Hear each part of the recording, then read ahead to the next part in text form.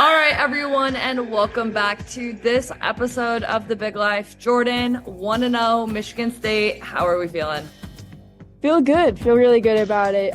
We opened up with a really tough opponent against Notre Dame, and it is the first time, I believe, in 35 years we have been able to beat them, especially beat them at their place. So it's an amazing feeling. I love every time one of those tweets come up because, we keep making history as a team and as a program, and everyone's looking at you being like, you went back-to-back champs, what's next? What a great way to start the season and to have that come in, and it was a really tough, really physical game. We got knocked around quite a bit, but coming out of it with that win is all that matters at the end of the day. And it's a really, really nice feeling to go into our next game, which is this Thursday against Arkansas. So we had that Sunday off. We didn't play a second game this week. We had a whole week to prepare and get into, well, when this episode drops, Thursday against Arkansas, which is really exciting and really nice too, to let our bodies recover and really get into the season. Absolutely. I love to hear it. And that's a perfect transition into what will be our weekly recap of Big Ten women's soccer. And probably, let's be real, a little bit of extra women's soccer news, because more women's soccer news never hurt anyone. And there's always some big headlines going on. But with that being said, big moments in the big life this week.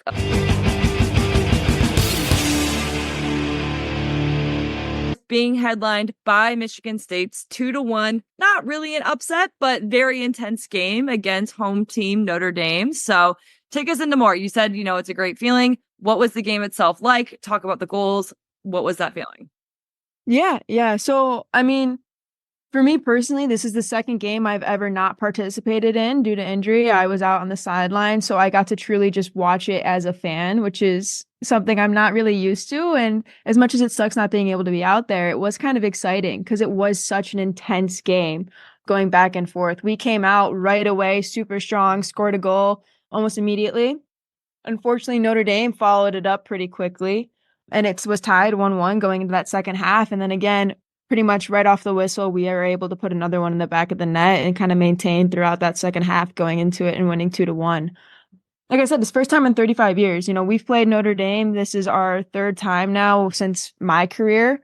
Second game that really counts. We play them in the spring, so it's a scrimmage. It's not really the same in the spring, but, they beat us last year.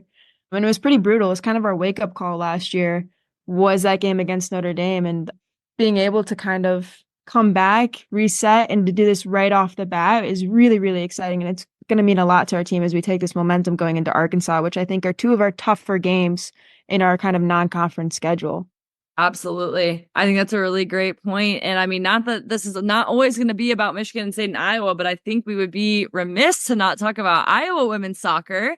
Oh my goodness. Happening in the Big Ten Conference this week with Iowa's first game of the season. They were away in Montana playing Oregon State, and they're up 2-0 at half. Weather hits at halftime. They go into weather delay, and the game then stops and is not played. And apparently, according to rumors, I can't say I was there, Iowa was hoping to continue and play the second half the next day, and Oregon State did not have that same hope. And so the game was not played. And because it did not make it to the 70th minute, that game does not count. Jordyn, what are your thoughts on this situation for Iowa? Look, if I'm Oregon State, I think it's the right call. It's not a loss on their schedule. It's tactical. It makes sense from that type of perspective. From Iowa, though, they just got screwed. Seriously, they're just down a game now. I don't know how that's allowed. I feel like there's something in your contract where if you write these games and you're able to play them, you should have to play them out, because that's how this stuff works. Like, we don't just pick teams. Like, there's a contract between you and the player and the team you're playing against, and a lot of this stuff is figured out years and years and years in advance. So the fact that they're able to just say no thanks, I think is absolutely wild.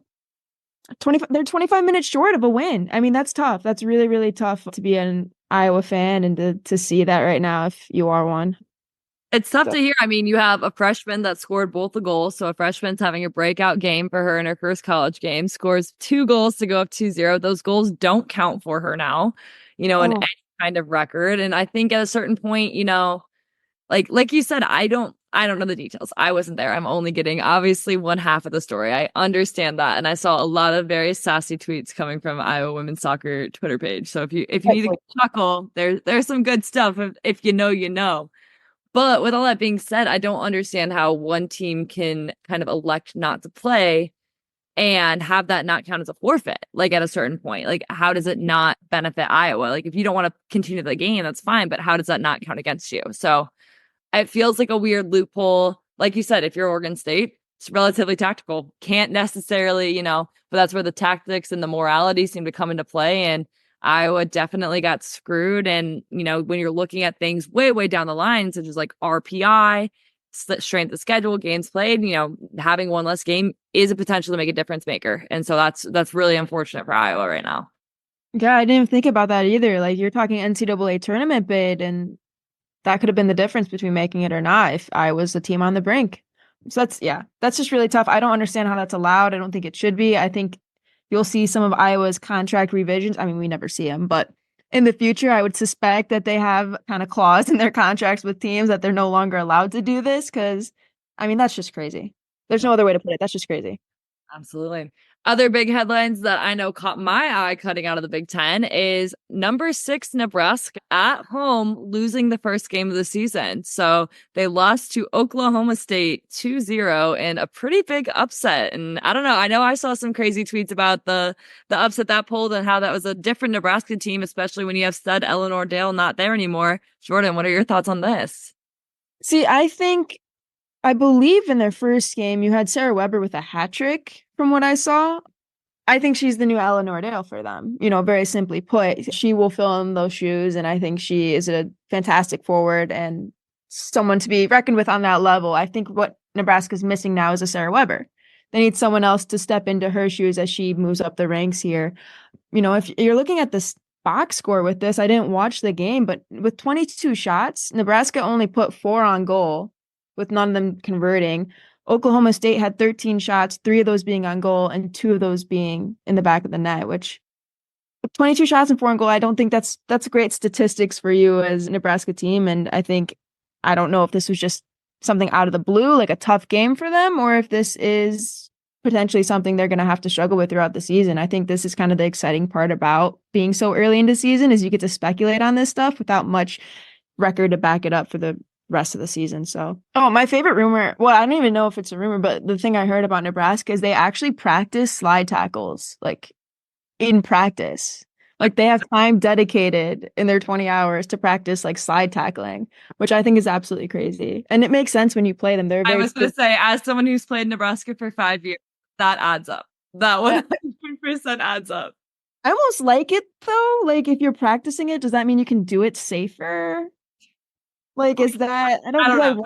To practice that, or is it no bueno? I don't know. I don't know how I feel about that, but mixed emotions. A lot going on. I don't know. And speaking of emotions, we have a rival in Michigan with a very upsetting weekend, losing both of their games. One with a massive upset against Utah Valley. A little bit of backstory of this game. I'm pretty sure it was 1-1 until like the 90th minute when Michigan native Faith Weber scores the goal that puts Utah Valley ahead. So nice little, I'm sure there's probably some extra emotions added to that one for a loss in Ann Arbor for Michigan. And then they go to Xavier and lose 3-0. What's going on with Michigan? Michigan, I mean, they've had a tough go of it. They won the Big Ten Conference my freshman year, I believe. Yep. Okay. So my freshman year, they were top dogs. They won it. And then it was all kind of downhill from there. They lost a lot of players and they have found themselves at the bottom these past few years pretty much. And I'm surprised a little bit by their schedule lineup because you had Utah Valley, Xavier, both losses, and then they're going to Colorado for their next game, and then they're at home for Notre Dame. If I'm throwing out predictions, I would say they're going to go 0-4 in these first 4 games. I think this is a tough schedule for a team that struggled in the past. And North Carolina only beat Colorado 3-2 this weekend. And so, I mean, that's still there. Colorado's here to play. They're here to be a great team. And so it's a really tough battle. I mean, I don't know if we remember, but last year Michigan finished 9th in the Big Ten Conference. So they did not make the Big Ten tournament, but still had a strong enough non-conference to get them into the NCAA tournament. And obviously, right now, we're not off on a start to make a repeat happen. So it'll be super interesting to watch the trajectory of this Wolverine squad so far. Absolutely. It's so hard to go at Colorado with the elevation change and everything. We went there last year. that's a tough game, and I would be surprised if they came out with the win, and maybe hopefully they turn it around here. I think, preseason you always kind of root for Big Ten teams, although it is Michigan, so not really. But it'll be interesting to kind of keep up with them. I don't know. They've struggled in the past, and I'm a little bit concerned for their schedule here. It looks like these first four games are going to be pretty difficult for them. And how do you recover from that? If you do go 0-4, that's mentally really tough to be able to recover from and turn it around in time for season. Absolutely.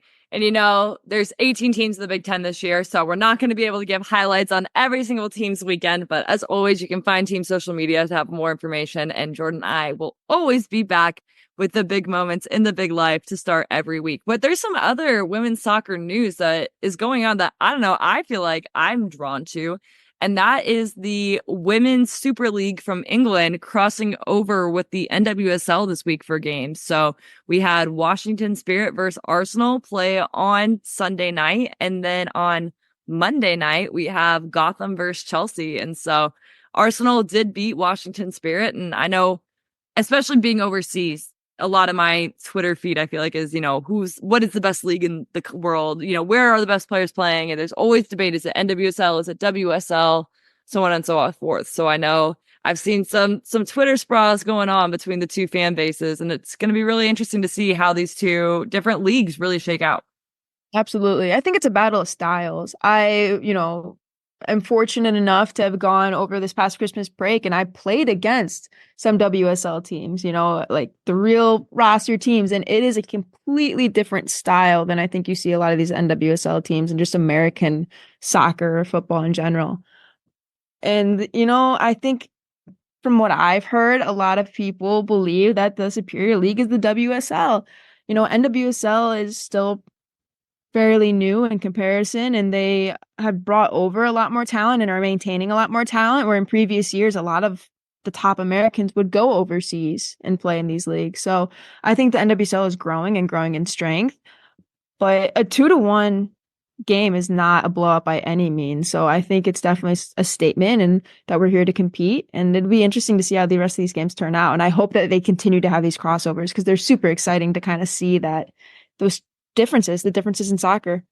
That's what I was going to say. One thing, I think it's beyond amazing to applaud the ability for these two teams and these two leagues to square off. I feel like when you see a debate about who's better, often you see them never want to play each other because they want to keep that debate happening. And so I think it says a lot. We have the battle of the champions, the WSL champion versus the NWSL champion in Gotham last year. And I think that that's going to be a really interesting battle. I did sit down and I watched the entire Arsenal Washington Spirit game, and there's some interesting, like you could point out the fact that like Arsenal is technically in preseason and they have a lot of new players on their squad, whereas Washington Spirit is, midseason, but they also didn't play with Hal Hershoff, Cora Bethune, or Trinity Rodman, who were with the U.S. in the Olympics. So, you're always going to have your like, oh, well, if we would have had her, Personally, as someone who watched the game, I think that Arsenal could have finished even more chances and probably made it not as close of a game. But when it comes to comparing the leagues, like you said, it's such a different style. And I think the difference is the depth of the league in general. I think the NWSL has a lot of really great teams where when you play everyone, it's going to be a game. There is no gimme games. If you look at the WSL, you have Chelsea, you have Arsenal, you have Man City, you have a lot of great talent at the top. But then there does tend to be some disparity at the bottom. And so I think that those are really the main differences. I do think the top is the top in the WSL. But if you're comparing leagues, it's a different country.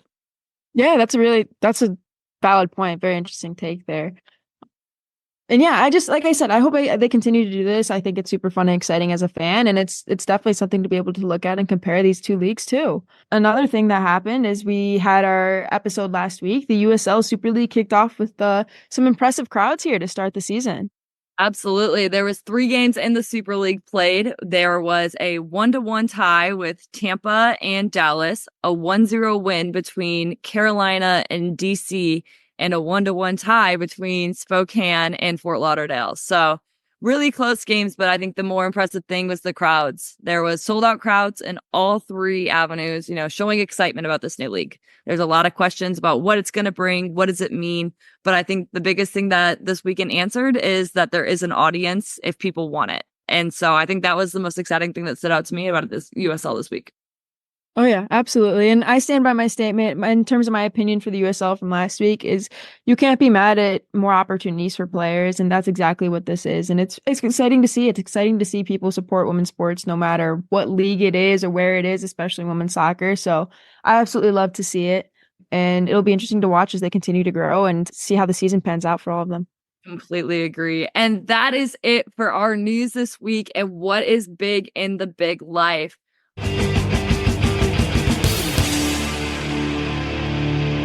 I am so excited about our interview today. We actually talk with Mackenzie Jones, who transferred from Grand Valley State University, D2. She played there for 4 years, actually overlapped, had the same coach as Jordyn for a year, Jeff Hostler, and then for her 5th year, decided to enter the transfer portal and ends up at Purdue. So going from D2 to the big life. So we get all in with Kenzie, talking all about her journey, her transfer portal, how she ended up in the big life, and comparing Division 2 to the big life. So excited for Kenzie to join us on the pod. All right, and we are here with the incredible Mackenzie Jones, who I'm so excited to have on this podcast. A little bit of background on Mackenzie.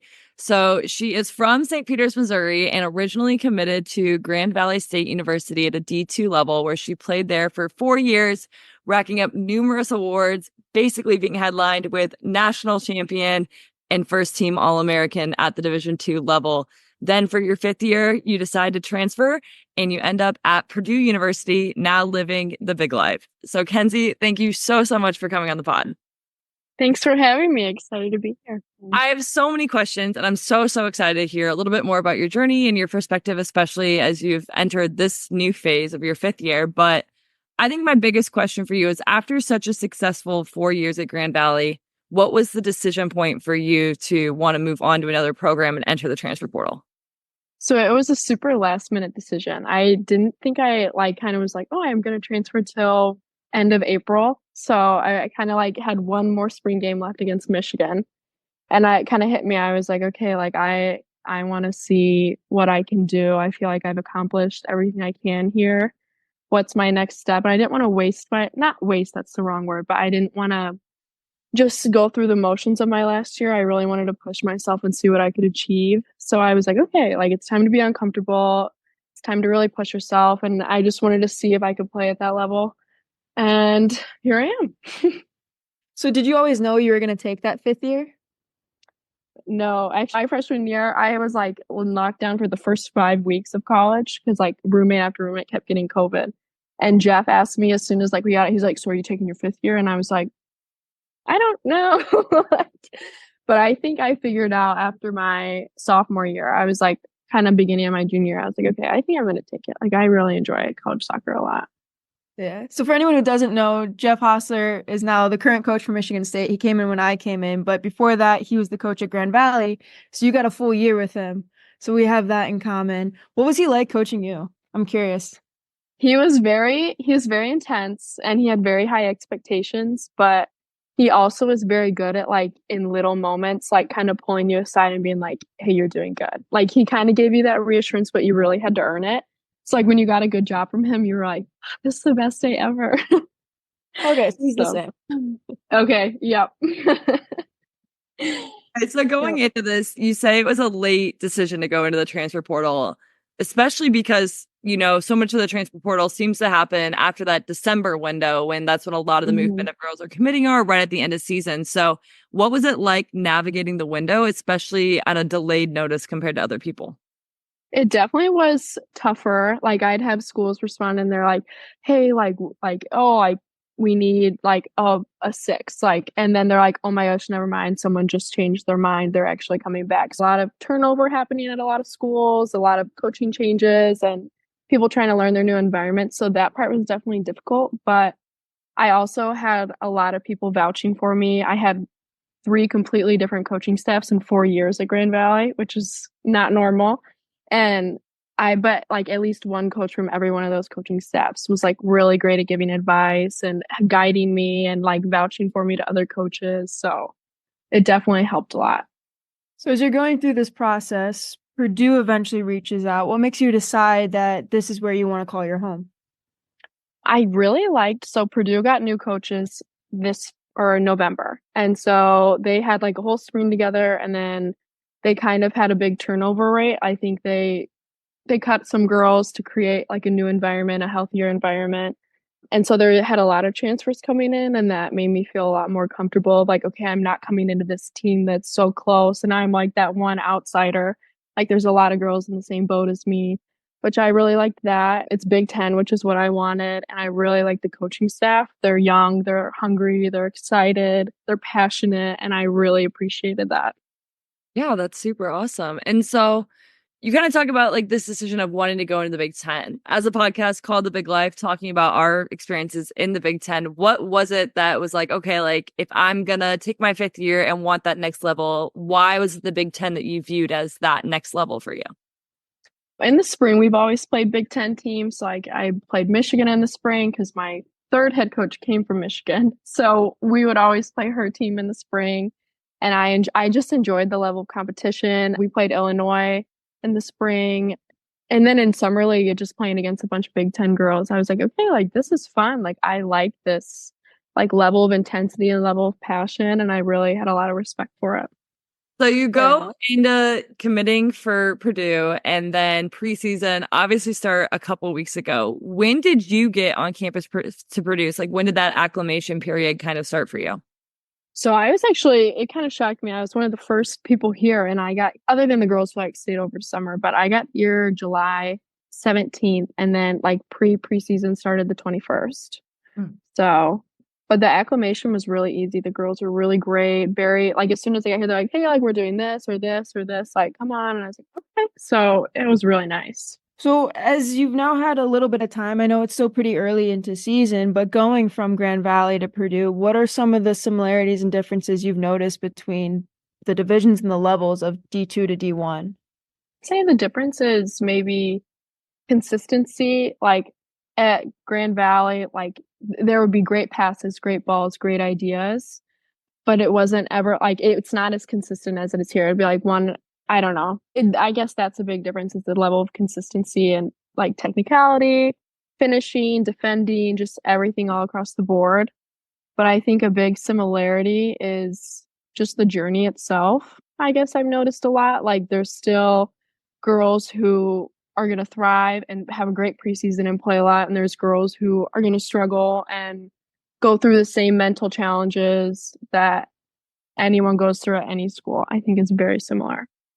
You know, I feel like there's an unfortunate, I don't want to say stigma, but there's a mentality that surrounds like Division II universities, and especially one that you went to where you said you've played against Division I schools. I know you've beat Division I schools. You know, you're at a high level at that, you know, regard that some people may not see it at.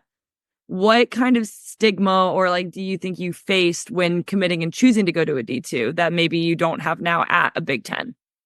I think not only committing to a D2, but a D2 that no one really knew what it was where I'm from was definitely like, I think it was really good for me because it made me realize like, I'm not doing this just to say like, oh, I'm going to this school to play. Like I'm doing this because I truly love the school. I truly love the environment. I truly want to be there, not just for the image. I'm doing it for the environment. And so I think it was really good for me, but it definitely had some stigma. People are like, oh, like, what is that? And you're like, oh, it's just up in Michigan. Like, even here, like, after transferring, like, oh, where was your old school? And I'm like, oh, it was a D2 up in Michigan. And, like, they're like, okay. So it definitely had some stigma to it, which is understandable. Yeah, you talked about the differences on the field, but we all know that the big life that we call it is a lot more of being a student athlete and a lot of different things that we somehow end up being a part of at our universities. So what would you say has been like the biggest differences for you living the life of a student athlete at a Big Ten school? Yeah, it's definitely different. So I'm doing like a communication and leadership like online certificate. So not a whole lot of school, thank goodness. But I will say like even my day tomorrow, like I wake up, I've lift, and then I have an individual session from 10 to 10:30, and then I have film, like individual film from 11 to 11:30, and then practice in the afternoon. Versus my old school, it was like, okay, you wake up, like you have practice and then lifts right after, and then whatever. So I think there's a lot more emphasis on recovery, rehab. Like I'm like coming back from an injury right now, so like spending even more time doing that. So there's just a lot less free time, I would say, in the big life than there is at Division II. These individual sessions, are they structured with the coaching staff or is it just something you do on your own? We do it with one of our assistant coaches. So it's in Teamworks and you just sign up for a time slot if you want to do it. It's completely optional. And then they set the session up for you and it's extremely helpful. Yeah, that's awesome. What have you noticed? Like, you've been recruited twice now, as you go through your original process and then through the transfer process. If you had to like give some sort of advice, what have you noticed as you went through this that you've learned or that you wish you knew or that you knew for the second time going through it that you wish you knew the first time as you went through this recruitment process? Yeah, definitely. I would say something I kept in mind is know what you want. If you want to come in and you want to play right away, be aware of that and know your strengths, your weaknesses, your limitations. If you want to come in and really challenge yourself and see how much you can grow, I would say know that too. That's what I recommend the most. Like the worst thing I feel like you can do is set yourself up for failure by not being prepared and by not knowing who you are as a soccer player. I'd also say style of play. I'm a possession oriented person. Like that's my favorite thing to do. I'm not kick and run isn't really my favorite. As a six, that's kind of normal, I think. But I would say know your playing style, know the coaching that you like. If you like a screamer, if you like an intense environment, know that and kind of watch the coach during practice. I kind of like that to an extent. I like an intense environment with positive feedback mixed in. But some girls like just a very positive, relaxed environment, and that's where they thrive in. So I would say know your strengths, know your weaknesses, know your limitations, know what you want. Awesome. So now looking forward a little bit, you've had your first game day weekend, Purdue winning one, losing one this weekend.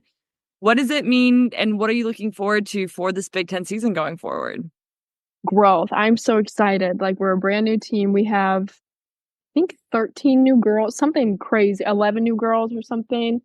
And just the highs and lows and learning each other and learning how we play together, learning how to mesh. And I'm just excited to see what we can do. I feel like this is just the start. And I feel like once we truly get comfortable with each other and get a good understanding, which we will, I think it'll be a really good season. Yeah. Luckily, I mean, I guess unluckily with that answer, like we play each other the last game of the season for Big Ten Conference play on October 27th.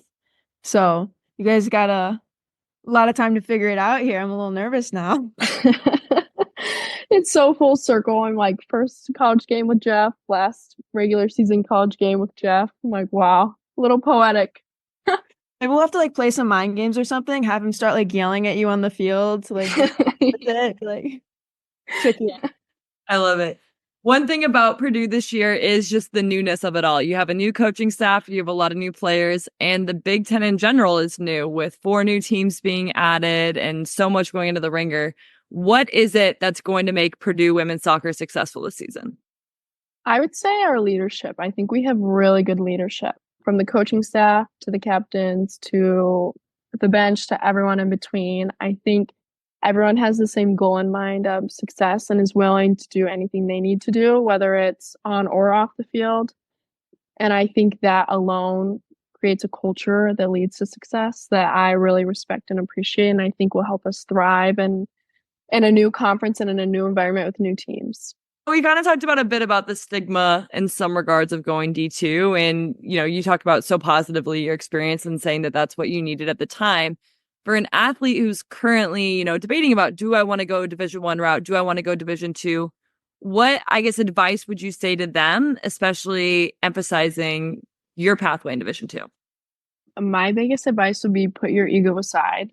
Don't care what people think. And if they're like, oh, you're going like, oh, it's D2, like, don't care. Like, be secure in yourself. Like, know that you are amazing alone for playing college sports because that's not easy at all. And like, don't worry about what other people think. If you find a D1 program that you think fits you better than a D2, then that's great. If you find a D2 that's better for you than a D1, that is great too. And that's still an amazing accomplishment. So that's my greatest advice. Great advice. We talked a lot about how you got to Purdue now and kind of a little bit about your journey at Grand Valley, but going backwards, how did you end up at Grand Valley? What was that kind of recruitment process and story like? Yeah, so my club coach at the time was actually friends with Jeff. So we had a tournament out in Raleigh or North Carolina. And so Jeff saw me play there and asked me to come to camp. And so I was like, all right, like, why not? Because my coach was like, I think you should really do it. Like, it's a really cool school. And I never heard of it. So I was like, oh. But I researched it. And I was like, okay, this seems really cool. So I went out to an ID camp there. And then Jeff came and watched me play a couple more times. And then he was like offered me like for the team, and I definitely still I wasn't ready to make a decision yet. And it was back when you were like committing at 15. Thank goodness there's like new rules now. But so I just wasn't ready, and he like really respected that I needed my time, which was nice. And I think it was like a year-long process because I was like, I'm not ready. I don't know what I want. I don't know what I want. And then August, going into my junior year of high school, I committed. I was like, okay, I know what I want now. Gotcha. I know there's a lot of conversation, especially with like kids and parents trying to figure out, are ID camps worth it? Like, in your opinion, would you say like that's something that you should definitely do and look into if you want to get recruited, or is it something that you feel like maybe only if the coach invites you personally, like they did for you? No, I do. I think they're worth it completely. But I feel like it goes back to knowing your strengths and limitations. Like if I would have gone to like a Stanford ID camp, I probably wouldn't have done much for me. But like I found the schools that fit my skill level and that I knew would, and I think those were extremely beneficial for me to go to. So overall, you're looking back, 16-year-old Mackenzie just committed to play at Grand Valley. You have an incredible journey over those 4 years. Like I said, All-American, national champion, so many things that I'm sure you'll treasure with ever. Now you're taking your 5th year at a Big Ten university, going into a brand new season with them. Looking back on that journey, where do you feel like the emotions, what are the feelings when you think about that trajectory that college soccer took you on? Just gratitude. Like it has been the best thing for me ever. Like it's like I've had some really high highs, I've had some really low lows, but like just going through all of it and adjusting to all of it, like I'm just so grateful for it. Like Grand Valley was the best thing for me for 4 years. I loved every moment of it, and I kind of feel like I'm living on borrowed time right now with just the COVID year. And I'm just again like grateful just to play Big Ten soccer too. And like not a lot of people get to experience both, and it's like an amazing experience. So just gratitude and just happy and just enjoying it all. All right. You got anything else, Jordyn? I mean, bonus points if you got anything at Sam. I'll take anything. There's got to be something like embarrassing or like a story. We used to do Guitar Hero in the basement, and we would dress up all in like Sam's clothes, and like they were ridiculous outfits. But like at the time we thought, like I think Sam had some like button up plaid vest that was like we would like compete for every time. It's like who got to wear it. And then Sam would also like sing, and she had her like little glasses that she had when we were younger, and it was like the craziest looking thing ever. Mackenzie, why are you doing this to me? It was, I mean, I was right there with you. Like it was not our best moment. I had to move to Europe to get away from this imagery. Oh my gosh. Well, Kenzie, thank you so much for spending some time with us. We're super, super grateful for you sharing your story, and we really appreciate it. Yeah, thank you. yeah, thanks for having me. This has been really fun. Thank you again. I'm only a little embarrassed from some of the personal stories that Kenzie has shared, but I'm so thankful for her joining us and really just sharing her experience in that transition of going from D2 to the big life. Yeah, absolutely. Amazing interview. It's always so nice to hear someone else's perspective because, like, me and Sam will never know what it's like to be able to go through that transition. Both of us have stayed at our college for all 4 years. We don't know what the transfer portal is like. We don't know what other divisions or other schools are like. So I always love to kind of hear that perspective. And soccer is such a big world, and there's so many different experiences. So just to be able to broaden it a little bit. And Sam, I know you're in charge of editing now, but those better make the cut. I better no promises. No, like I used to joke though, like I don't know if you remember the meme going on from a year ago, like what's your Roman Empire? And like I remember making the joke, like my Roman Empire is what goes on in other women's soccer college programs, and like trying to figure that out. So I so appreciate we got two more gems about what goes on in Purdue and what goes on in Grand Valley. So I'm super excited for Kenzie for taking her time and joining us on. Oh, absolutely. I love the individual like sessions and stuff that they sign up for because a lot of our stuff is team oriented and then you can do those things if you would like to have an individual meeting with the coach, but a lot of times it's small group or just team things. So the fact that they just do individuals right off the bat that you can sign up for and that they have it structured that way where it's not so scary to sign up for them, especially as a new player coming in, I thought was really interesting. Absolutely. So Jordyn, big week ahead, home opener, first time back into Martin, playing Arkansas. How are you feeling going into the game? I feel good. We played Arkansas once before in my career. We ended up going to them. It was at a time where Michigan State was not great. You know, our reputation wasn't great. So we went to them and we ended up competing really well. We lost 1-0, but we've had our fair share of opportunities. I think even with that loss, it was a huge confidence booster in our program, our team to see that we can compete with schools at that level. Going into this game now, I mean, we're here to win. Like we are at that level. We have back-to-back champs. We have done all the things. We have the success. We have worked our butts off these past 4 years as a program to kind of rebuild and to restructure to put ourselves in a great position to be able to not only compete with them, but to win and to win at home. So they're putting a lot of work into this game from a media department and all that, advertising it as our first home opener. Everyone's kind of moving it on campus right now. So I'm really, really excited for that. I'm also kind of sad though. You know, this is the end of the beginning of the end, I guess. You know, this one. Notre Dame, I knew I was sitting out for because of injury. And this game, I should be back Tuesday. I don't know if I'll participate or not. That's not my decision. Obviously, that's up to the coaching staff. You know, but I'll be healthy for and it'll be kind of the beginning of the end for my senior year here as we have my last home opener. And then we've turned around to Sunday and that's senior night already. And I cry every time I think about it. So it's going to be an emotional week, I think, for me. My gosh, that's an early senior night. You guys are really, really kicking that off early going into senior night. Okay. Let's dive in here. I remember my senior night. I remember bawling my eyes out on my senior night. How are we feeling going into that? Like, obviously, I'm sure a lot, but talk a little bit more about that. Yeah, I went to dinner with a couple of my teammates last night, 2 nights ago. I went to dinner with them 2 nights ago, and you know they were like really dived into like the logistics of senior night and everything, and I immediately started crying, like ugly tears. I'm not ready. You know, I think they do it early in the season to kind of hopefully make it less emotional for us because it's not truly the end. But like I said, it's the beginning of the end, and it's one of those things where this program has meant so much to me and you become nostalgic and looking back at my career, I have accomplished more than I ever dreamed possible for myself.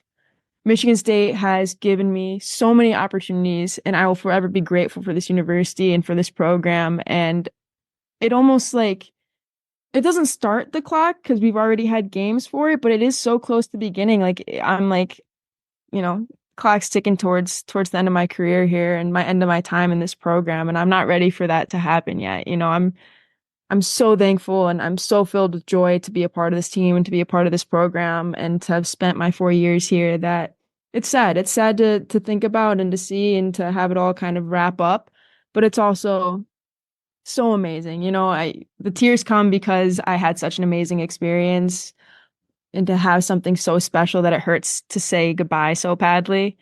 You know, it's been amazing. It's been an amazing career, and we've talked about my recruiting process and my journey and all of that stuff. Never in a million years would I have suspected to be here, to be in the position I am, and to be competing on this team. And it's been amazing. It's going to be an emotional walk, though. I got a bone to pick with our gymnastics team, though. 3 of my roommates are gymnasts. I spend a lot of time with the gymnastics team. Love them. Love those girls. Some of my favorite people in the entire world. But they scheduled something for the day, so they won't be there. So I'm really mad at their coach. But other than that, it will be a good night, I think. And we play Ohio, so it seems fitting as an Ohio girl. No, I mean, I remember my senior night, and not to put anything on it. Like, I remember, I think my worst game of my college career was played on my senior night. And I think so much of it is because you're thinking of the emotions, and it is so hard to say goodbye and like flipping that switch. So I'll be like, oh, and now I have to compete. Like, because you give your whole heart to a school and everything it represents. I know, like, honestly, I still like, I'm a year removed now from college athletics, just scary, but like, I find myself checking Iowa's timeline and being a little remiss about like life. And like I know my time there is done and that's the best thing, but like it's hard not to feel that way when it's a program you gave your whole heart and soul to. So I think the biggest thing I can tell you as someone that had their senior night last year is like let the tears flow. It's okay. I remember like trying to hold it in and be like, I'm not gonna cry, I'm not gonna cry, but it's good to cry. It's just crying now. I mean, because it's Crying again, right now. it is emotional. And so I think just like soaking those moments in. And I think the best part is like, I do like that they've moved senior night so early because like that's not your last time on the field. And you know that. And like that adds a whole nother weight. But there is something really emotional about it. And you've given your heart, your soul, your blood, your sweat, your tears, everything to this program. And so it's a good way of honoring you instead of saying goodbye. And so that's the best way to think about it. Oh yeah. I think it adds a level of emotion. It was going to be emotional for me no matter what, because I mean, I bawled my eyes out in my high school, and like there was never a doubt I was going to cry. But it adds a level of emotion after my injury and being faced with the conversations of retirement and just how draining my summer was with it, and everything that's gone on with it. Just like happy to be here, that I get this night, I get to walk, I get to wear the jersey still, I get to play. Because as silly as it is these little moments that mean so much to me. And I love playing soccer, I love the game aspect. But when you're faced with this level of retirement or that conversation, in the back of my head, I'm thinking like, like, what about my senior night? Like, what about these, these little moments come along with this season that you get to hold on to, and to be able to go and to have this moment and to be able to be healthy and to be able to compete and to be able to still play soccer. I think it adds a level of emotion for me personally that comes along with it, in addition to it being an emotional day period. Because, like I said, I'm not ready to grow up. I'm not ready to say goodbye. But yeah, it'll be some interesting pictures. I think. I don't think any of these will be postable or turn out well at all. So I'm a I'm little gonna bit. need a like crocodile tear picture for you to be my new profile picture. So just so you know. I am not a pretty crier. I mean, it's ugly. I mean, I'm really nervous actually, because if they post any of these, I'm done for. I know it already. I don't even know. I wonder what jersey we're gonna wear, because if we wear white too, then I really can't wear any makeup. I was like mascara just running to I mean, I don't know. Like personally, if Michigan State soccer were to post it, like I will be reposting. So if Big Life fans need to know if Jordyn Ugly cried, I will be your source of media information.